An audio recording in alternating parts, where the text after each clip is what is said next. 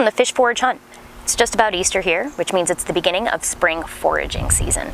As you can see, the trees are starting to bud out, and the forsythia here is just in full bloom. It's one of the earliest plants in our region to flower.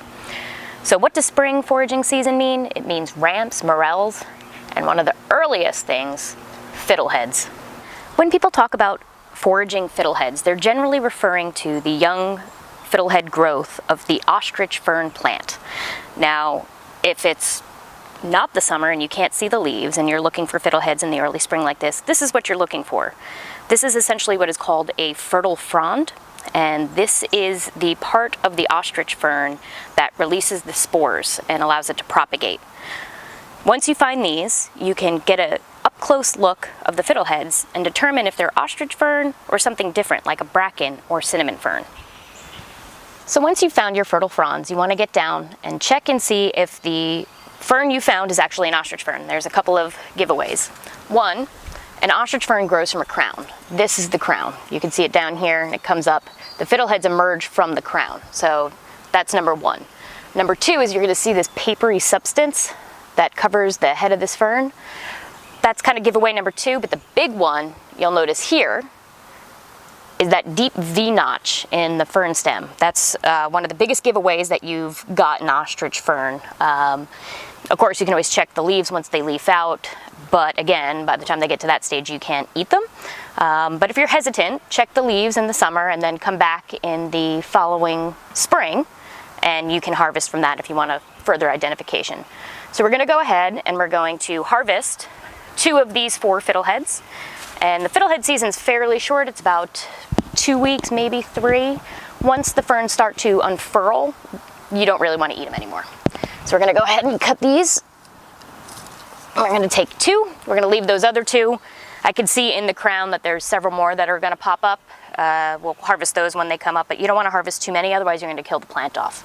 So a lot of people like to cook these, and there are several ways to do it. You can stir fry them. Personally, I prefer to beer batter, so I'm going to go ahead and we are going to harvest out this patch, and then later on I'll get back to you with some cooking. So we've picked all the fiddleheads out of the available patch that we had. As you see, there's not too many, about enough for an appetizer, so what I'm actually going to do tonight is put them on top of a pesto pasta I'm making for dinner. Whenever you're cooking fiddleheads, you want to make sure that you blanch them first. So I got a big pot of boiling water here, salted boiling water, and you can go ahead and just dump them in. Give it about 10 minutes. After 10 minutes, you can pull them out, and then we're going to saute them. So after 10 minutes, I pulled the fiddleheads. You can see them here. Put them in a nice ice-cold water bath. I'm just going to go ahead and we're going to throw these guys right in the pan. I'm also going to throw in some grape tomatoes. Turn down the heat a bit. And I like to use a little bit of a brown butter, so I like to get it a little nuttier before adding all of our ingredients. So we're going to go ahead, and we're also going to add some salt, pepper, a little bit of garlic powder. You can use fresh garlic too. When I'm cooking it at a higher heat like this, I like to use the powder so the garlic doesn't get all burnt and acrid. And a little bit of onion powder as well. Now we're going to go ahead and we're going to cook this down until the tomatoes are blistered. Means they turn a little bit black on the outside, start to pop, and the fiddleheads get a nice little char, blackened char on them. When that's done, when these are all cooked and ready to go, I'm going to put that on top of a pesto pasta that I'm making for dinner tonight. Okay, so the fusilli is just about done cooking. I've blistered the tomatoes and sauteed the fiddleheads. Right now I'm just going to go ahead and I'm going to use the same pan that I was using for that to mix up the sauce. So I'm going to start off and take a little bit of the pasta water, put it in the pan, and then we're going to go ahead and we're going to take the fusilli out. Put it right in. Once the fusilli's in the pan, you're going to go ahead and add your pesto. I typically make mine during the summer months and vacuum seal it and freeze it for winter. It holds its color pretty well, as you can see. I'm just going to go ahead and squeeze that on. If you don't have homemade pesto, Costco actually sells a pretty good one in their refrigerator section. And it's got a pretty good flavor to it. It's not kind of vinegary like some of the ones out there that you get.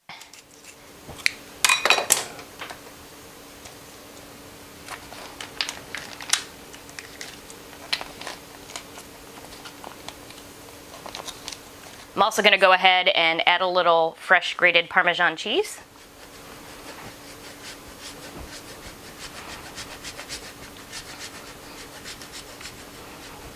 And by a little, I mean a lot.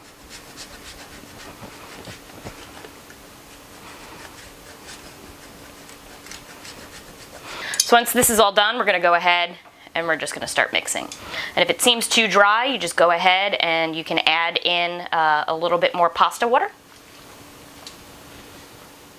Once you get the sauce incorporated with the pasta, you can go ahead and add in any protein mix-ins. I had some leftover rotisserie chicken, so I'm just going to go ahead and add that in. You can use, shrimp or pretty much anything you have on hand, anything you need to use up in the fridge. So we're going to go ahead and we're going to mix that up until it just about warms through, and then we're going to go ahead and plate it. Okay, so now that everything's mixed up, incorporated, and the chicken is warmed through, we're just going to go ahead and make a little plating of it. And yes, my husband always yells at me. I make a mess in the kitchen every time I cook.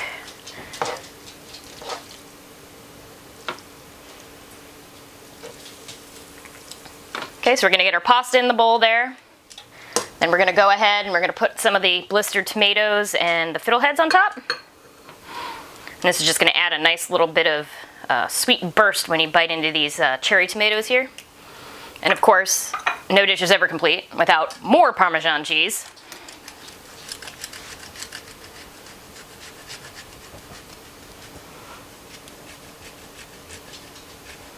A lot more Parmesan cheese. And then we're going to tear up some fresh basil and just put it on top.